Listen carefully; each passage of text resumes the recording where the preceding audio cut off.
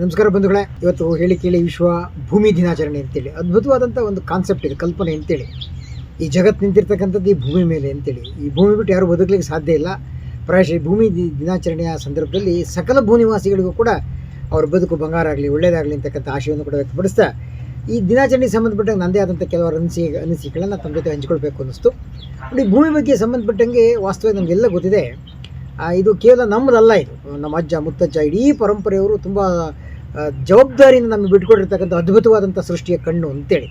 ಹಾಗಾಗಿ ಜನನಿ ಜನ್ಮಭೂಮಿಶ್ಚ ಸ್ವರ್ಗಾದಪಿ ಗರೀಯಸಿ ಅಂತಾರೆ. ಜನ್ಮ ಕೊಟ್ಟಂಥ ತಾಯಿ, ಜನ್ಮ ಕೊಟ್ಟಂಥ ತಾಯಿ, ಈ ಎರಡೂ ಕೂಡ ಸೃಷ್ಟಿಯ ಅಮೋಘವಾದಂಥ ಕಣ್ಣುಗಳು ಅಂತೇಳಿ. ಈ ಎರಡೂ ಕಣ್ಣುಗಳು ಉಣ್ಣಾಗದಂತೆ ನೋಡ್ಕೊಳ್ಬೇಕಾದಂಥ ಜವಾಬ್ದಾರಿ ವಿಶೇಷವಾಗಿ ಈ ಮಾನವರ ಜನಾಂಗದ ಮೇಲೆ ಇದೆ ಅಂತಕ್ಕಂಥದ್ದು ನಂದಾದರೂ ಆಶಯ ಅಂತೇಳಿ. ನಮ್ಮ ಪುರಾತನರು ಬಿಟ್ಟುಕೊಟ್ಟಂಥ ಈ ಸೃಷ್ಟಿಯನ್ನು ಅಷ್ಟೇ ಜವಾಬ್ದಾರಿಯಿಂದ ಮುಂದಿನ ಮಕ್ಕಳು, ಮೊಮ್ಮಕ್ಕಳು, ಮುಂದಿನ ಪೀಳಿಗೆಗೆ ಹಸ್ತಾಂತರ ಮಾಡ್ತಕ್ಕಂಥ ಒಂದು ಭೂಮಿ ಜವಾಬ್ದಾರಿಯನ್ನು, ಒಂದು ಪ್ರಾಕೃತಿಕ ಜವಾಬ್ದಾರಿಯನ್ನು ಹೊರಲೇಬೇಕಾದಂಥ ತುರ್ತು ಅಗತ್ಯದ ಸಂದರ್ಭದಲ್ಲಿ ಇಂಥ ಅದ್ಭುತವಾದಂಥ ತಾನು ಬದುಕಿ ಮತ್ತೊಬ್ಬರನ್ನೂ ಬದುಕಲಿಕ್ಕೆ ಅವಶ್ಯಕತೆ ಇರತಕ್ಕಂಥ ಒಂದು ಸರಳವಾದಂಥ ಬದುಕಿನ ಜೊತೆ ಬದುಕ್ತಾ ಈ ಬದುಕಿನ ಘನತೆಯನ್ನು ಕಾಪಾಡಬೇಕಾದಂಥ ಅವಶ್ಯಕತೆ ಇದೆ ಅಂತೆಲ್ಲ ನಾನಾದರೂ ಭಾವಿಸ್ತೇನೆ. ವಚನಕಾರಿ ಬಗ್ಗೆ ಏನಾದರೂ ಯೋಚನೆ ಮಾಡಿದ್ದಾರೆ ಅಂತಕ್ಕಂಥ ಸಂದರ್ಭದಲ್ಲಿ ಈಗಾಗಲೇ ತಮಗೆಲ್ಲ ಗಮನಕ್ಕೆ ಬಂದಿದೆ. ಎಲ್ಲ ಕಡೆ ಟೆಂಪ್ರೇಚರ್ ಅನ್ನೋದು 38, 39, 40 ಡಿಗ್ರಿ ಸೆಲ್ಸಿಯಸ್ ದಾಟ್ತಾ ಇದೆ ಅಂದರೆ ಈ ಭೂಮಿ ಒತ್ಕೊಂಡು ಉರಿತಾ ಇದೆ ಅಂತೇಳಿ. ಪ್ರಾಯಶಃ ಈ ಭೂಮಿ ತಂಪಾಗಬೇಕು ಅಂದರೆ ಇಂಥ ಒಂದು ಆಲೋಚನೆ ವಚನಕಾರಿ ಬಂದಿದೆಯಲ್ಲ. ಹಾಗಾಗಿ ಬಸವಣ್ಣವರು ಒಂದು ವಚನದಲ್ಲಿ ಹೇಳ್ತಾರೆ, ಒಲೆ ಹತ್ತಿ ಉರಿದೊಡೆ ನಿಲ್ಲಬಹುದಲ್ಲದೆ ಧರೆ ಹತ್ತಿ ಉರಿದೊಡೆ ನಿಲ್ಲಬಹುದೇ ಅಂತೇಳಿ. ನಾರಿ ತನ್ನ ಮನೆಯಲ್ಲಿ ಕಳವಡೆ, ಬೇಲಿ ಕೆಯಮೆ ಒಡೆ, ಎದೆಯಾಲು ವಿಷವಾಗಿ ನಂಜಾಗಿ ಕೊಲುವಡೆ, ಮತ್ತವರಿಗೆ ದೂರುವುದೇ ಕೂಡಲೇ ಸಂಗಮ ದೇವ ಅಂತಕ್ಕಂಥ ವಚನದಲ್ಲಿ ಅವ್ರು ಬಳಸಿರ್ತಕ್ಕಂಥ ಈ ಪದಪ್ರಯೋಗ ಇದೆಯಲ್ಲ, ಧರೆ ಹತ್ತಿ ಉರಿದೊಡೆ ನಿಲ್ಲಬಹುದೇ, ಅನೇಕ ಜನಕ್ಕೆ ಇವತ್ತು ಫೀಲ್ ಆಗಿದೆ ಅಂತ ಅಂದ್ಕೊಂತೀನಿ.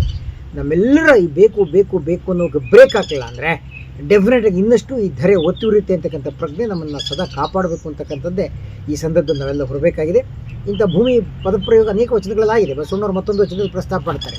ಬೆಳೆವ ಭೂಮಿಯಲ್ಲಿ ಒಂದು ಪ್ರಳಯದ ಕಸ ಹುಟ್ಟಿ ತಿಳಿಯಲಿಯದು ಎಚ್ಚರಾಲಿಯದು ಎನ್ನ ಅವಗುಣವೆಂಬ ಕಿತ್ತು ತೆಗೆಯ ಲಿಂಗ ತಂದೆ ಸುಳಿದೆಗೆದು ಬೆಳೆಯನ್ನು ನೋಡ ಕೂಡಲ ಸಂಘ ಅಂತೇಳಿ. ಪ್ರಾಯಶಃ ಇದರ ಆಶಯ ನಮ್ಮೊಳಗಡೆ ಒಂದು ರೀತಿ ಎಲ್ಲದಕ್ಕೂ ನಾನೇ ಬೇಕು, ನನಗೇ ಬೇಕು ಅಂತಕ್ಕಂಥದ್ದು ಇದೆಯಲ್ಲ, ಅಂಥ ಒಂದು ಅವಗುಣ ಕಿತ್ತು ಕಳೆದು, ಇಲ್ಲಪ್ಪ ಈ ಭೂಮಿ ಅಂತಕ್ಕಂಥದ್ದು, ಗುಡ್ಡ ಅಂತಕ್ಕಂಥದ್ದು, ಮೇಡ ಎಲ್ಲವೂ ಇಡೀ ಜಲಚರ ಅಂತಕ್ಕಂಥದ್ದು, ಜೀವಚರಗಳು, ಕಾಡು ಮೇಡು, ಬೆಟ್ಟ ಗುಡ್ಡ, ಜರಿ ತೊರೆ ಹಳ್ಳ ಎಲ್ಲವೂ ಕೂಡ ಉಳಿಯುತ್ತೆ. ಅದೇ ಪ್ರಕೃತಿಯ ಸೌಂದರ್ಯ. ಇದನ್ನು ಕಾಪಾಡ್ತಕ್ಕಂಥ ನಿಟ್ಟಿನಲ್ಲಿ ಈ ಬೇಕು ಬೇಕು ಅನ್ನೋ ಸ್ವಲ್ಪ ಬ್ರೇಕ್ ಹಾಕಿದರೆ ಡೆಫಿನೆಟಾಗಿ ಒಂದು ಅದ್ಭುತವಾದಂಥ ಶಾಂತಿಯ ಬದುಕನ್ನು ಕಾಣಲಿಕ್ಕೆ ಸಾಧ್ಯ ಅಂತಕ್ಕಂಥದ್ದು ನಮ್ಮೆಲ್ಲ ಸಾಹಿತ್ಯದ ದರ್ಶನ ನಮಗೆ ತೋರಿಸ್ಕೊಟ್ಟಿದೆ.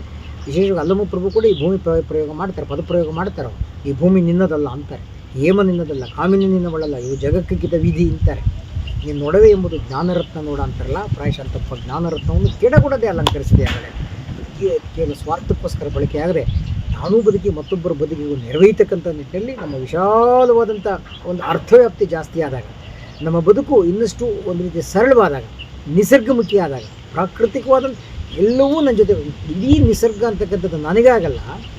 ಪ್ರಾಯಶಃ ನಾನು ನಿಸರ್ಗ ಜೊತೆ ಹೊಂದ್ಕೊಂಡು ಹೋಗಬೇಕು ಅಂತಕ್ಕಂಥ ಅದ್ಭುತವಾದಂಥ ಪ್ರಜ್ಞೆ ಜೊತೆ ಬದುಕಬೇಕಾಗಿದೆ. ಈ ಭೂಮಿ ವಿಶೇಷ ಏನಿಲ್ಲ. ಈ ಭೂಮಿ ಒಳಗಡೆ ಈ ಭೂಮಿ ಇಲ್ಲ ಅಂದರೆ ನಮ್ಮ ವಾಸಸ್ಥಾನ ಇಲ್ಲವಲ್ಲ. ಇಡೀ ಪ್ರಾಯಶಃ ಸೌರಮಂಡಲದಲ್ಲಿ ನಿವಾಸಕ್ಕೆ ಯೋಗ್ಯವಾಗಿರ್ತಕ್ಕಂಥ ಒಂದೇ ಒಂದು ಅಂದರೆ ಭೂಗ್ರಹ ಅಂತೇಳಿ ತಮಗೆಲ್ಲ ಗೊತ್ತಿದೆ.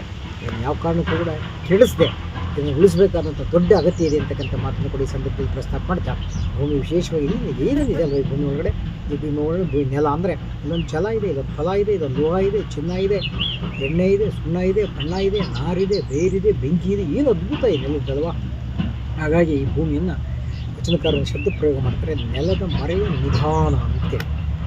ಅದ್ಭುತವಾದಂಥ ಬಾಹ್ಯ ಮತ್ತು ಆಂತರಿಕ ಸಂಪತ್ತನ್ನು ಹೊಂದಿರತಕ್ಕಂಥ ಈ ಭೂಮಿಯನ್ನು ನಾವು ಎಣ್ಣೆಗಾಗಿ, ಖನಿಜಕ್ಕಾಗಿ, ಲೋಹಕ್ಕಾಗಿ ಬಗದು ಬಗದು ಬಗದು ಬಗದು ಕನ್ಸ್ಟ್ರಕ್ಷನ್ಗಾಗಿ ಎಲ್ಲಕ್ಕೂ ಬಗದು ಹಾಳು ಮಾಡ್ತಾ ಇರ್ತಕ್ಕಂಥ ಸಂದರ್ಭದಲ್ಲಿ ಈ ಭೂಮಿಯನ್ನು ಇನ್ನಷ್ಟು ಸುಸ್ಥಿರವಾಗಿರ್ತಕ್ಕಂಥ ನಿಟ್ಟಿನಲ್ಲಿ ಒಂದು ಅದ್ಭುತವಾದಂಥ ಪ್ರಜ್ಞೆಯಿಂದ ಜಾಗೃತ ಮಾಡ್ತಕ್ಕಂಥದ್ದು ಈ ಭೂಮಿ ದಿನಾಚರಣೆಯ ಒಂದು ವಿಶೇಷವಾದಂಥ ಒಂದು ಕಲ್ಪನೆ, ಒಂದು ಕಾನ್ಸೆಪ್ಟ್ ಅಂತಕ್ಕಂಥದ್ದು ನಮ್ಮ ಜೊತೆ ಹಂಚಿಕೊಳ್ಳುತ್ತಾ, ಗರ್ತಿ ಹಾಡಿನಂತೆ ಬೆಳಗಾಗಿ ನಾನಿದ್ದು ಯಾರ್ಯಾರ ನೆನೆಯಲ್ಲಿ ಎಳ್ಳು ಜೀರಿಗೆ ಬೆಳೆಯುವ ಈ ಭೂತಾಯ ಎದ್ದೊಂದು ಗಳಿಗೆ ನೆನೆದೇನ ಅಂತಕ್ಕಂಥ ಆ ಆಣತಿಯನ್ನು, ಆ ಮಾತನ್ನು ನೆನಪು ಮಾಡ್ಕೊಳ್ತಾ ಈ ಭೂಮಿಯ ರಕ್ಷಣೆ ಮತ್ತು ಸಂರಕ್ಷಣೆ ನಮ್ಮೆಲ್ಲರ ಹೊಣೆ. ಆದ್ಯತೆಯಾಗಲಿ. ಭೂಮಿಯನ್ನು ಉಳಿಸೋಣ, ಆ ಭೂಮಿಯಲ್ಲಿ ಬದುಕೋಣ. ನಮಸ್ಕಾರ ಬಂಧುಗಳೇ.